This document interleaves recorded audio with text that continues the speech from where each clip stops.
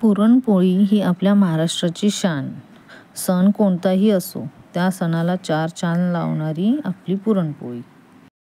चला तर मग आज बघूया मऊ लुसलुशीत पुरणपोळी कशी बनवायची, सगळ्या टिप्स आणि ट्रिक्स सोबत. त्यासाठी व्हिडिओ शेवटपर्यंत नक्की बघा. तर मी घेतली आहे 2 फुलपात्रे हरभरा डाळ. तुम्ही कुठलीही 1 वाटी किंवा कप काहीही तुमच्या गरजेप्रमाणे घेऊ शकता. आता तुम्हाला आमटीसाठी जेवढी येळवणी लागणार आहे तेवढं पाणी घ्यायचं आहे. मी जवळपास 3 ग्लास पाणी घेतले आहे. पाणी कुकरमध्ये आधीच उकळून घ्यायचे आहे आणि मग त्याच्यात डाळ घालायची. डाळ घातल्यानंतर पाण्याला असा फेस येतो. तो पळीने अगदी अलगद काढून टाकायचा. त्यामुळे पुरणपोळी आणि आमटी खाल्ल्यावर आपल्याला ॲसिडिटी, जळजळ असा त्रास होत नाही. यानंतर कुकरच्या शिट्टीला आतून असं 1-2 थेंब तेल लावून घ्यायचं. याने काय होतं ना की शिट्टी झाल्यावर पाणी कमी बाहेर येतं आणि कुकर पण जास्त खराब होत नाही. आता कुकरच्या 4-5 शिट्ट्या करून घ्यायच्या किंवा तुमच्या कुकर अनुसार कमी जास्त शिट्ट्या करू शकता. डाळ मऊ अशी शिजवून घ्यायची आणि मग चाळणीत काढून घ्यायची. म्हणजे खाली येळवणी आणि वर मऊ शिजलेली डाळ राहते. आता ही डाळ एका कढईत काढून घ्यायची. त्यात आपण जेवढी डाळ घेतली आहे तेवढंच गोड घालायचं. म्हणजे 2 फुलपात्र डाळ घेतली तर 2 फुलपात्र गोड घ्यायचं. गोडामध्ये अर्धी साखर आणि अर्धा गूळ घ्यायचा.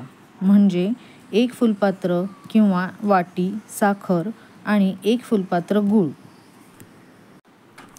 गूळ शक्यतो गावठी घ्यायचा किंवा गडद चॉकलेटी रंगाचा घ्यायचा. त्याच्याने चव खूपच भारी येते. चिमूटभर मीठही घालायचे. आता काय होतं ना की गूळ साखर घातल्यावर डाळ थोडी पातळ होते. म्हणून 10 ते 15 मिनिटे असंच पाणी आटेपर्यंत अधूनमधून मीडियम फ्लेमवर हलवत राहायचं. 10-15 मिनिटांमध्ये ती घट्ट होते. उलथनं किंवा चमचा असा त्याच्यामध्ये ठेवला की तो उभा राहतो. म्हणजे आपली डाळ तयार झाली आहे. आता त्यात 1 चमचा जायफळ आणि 1 चमचा सुंठ खिसून घालायचं आणि 1 चमचा वेलची पूड घालायची.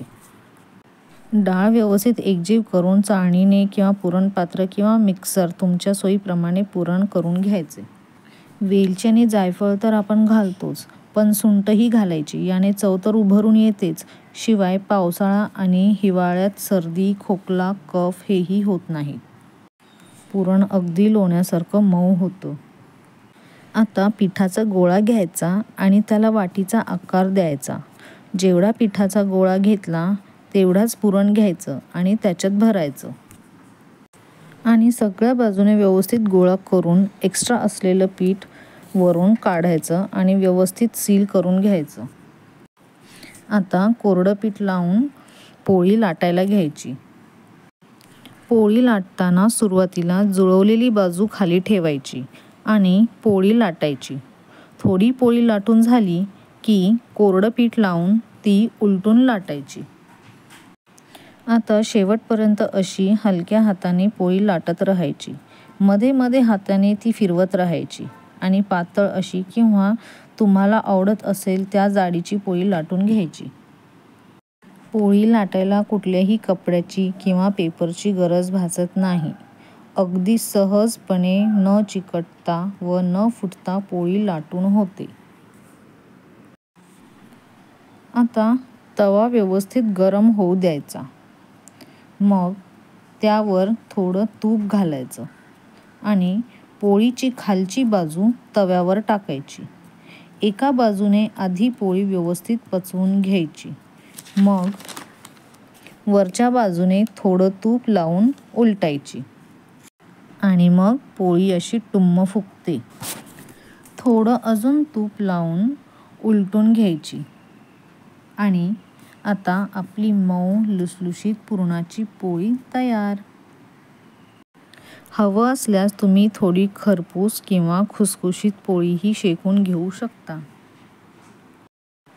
पुरण जर मऊ असेल तर पीठही थोडंसं मऊच मळायचं आणि पुरण जर थोडं कोरडं असेल तर पीठही थोडंसं घट्ट मळायचं.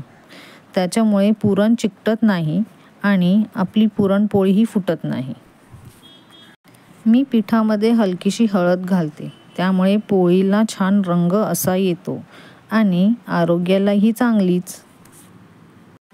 पुरणपोळी एकदम मऊ आणि लुसलुशीत झाली आहे. कुकरला डाळ लावली की लगेचच पीठ मळून घ्यायचं.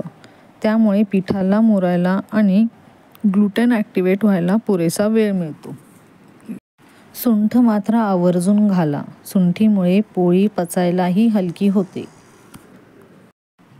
वरून भरपूर असं तूप घालून पुरणपोळी सर्व्ह करा. रेसिपी आवडली असल्यास लाईक, शेअर आणि सबस्क्राईब करा. थँक्यू.